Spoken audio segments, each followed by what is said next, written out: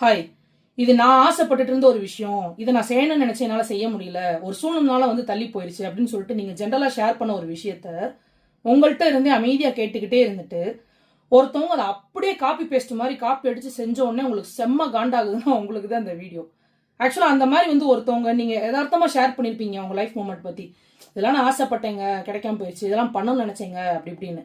அவங்க வந்து அதை கொஞ்சம் கூட யோசிக்காம உங்க ஐடியாலஜி அப்படியே திருடி என்னமோ சுயமா அவங்களே செஞ்ச மாதிரி செய்யறாங்க அப்படின்னா, அந்த மாதிரி ஆளுக்கு வந்து சைலண்டா உங்க கூடவே இருந்துட்டு உங்களை பார்த்து ரொம்ப வருஷமா பொறாமப்பட்டுட்டு இருந்திருக்காங்கன்னு அர்த்தம்.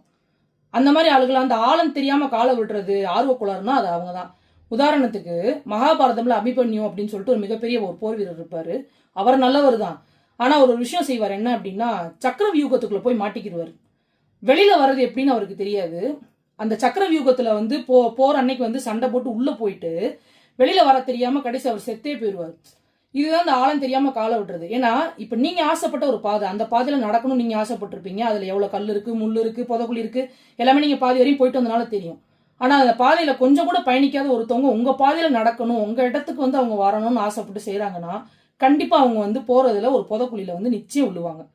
ஸோ அந்த மாதிரி ஆளுகள்லாம் வந்து உங்க ஐடியாலஜியை திருடிட்டாங்கன்னு சொல்லி காண்டாகாதீங்க. கண்டிப்பா அந்த மாதிரி ஆளுகள்லாம் ஒரு நாள் இருக்கும் ஆப்பு.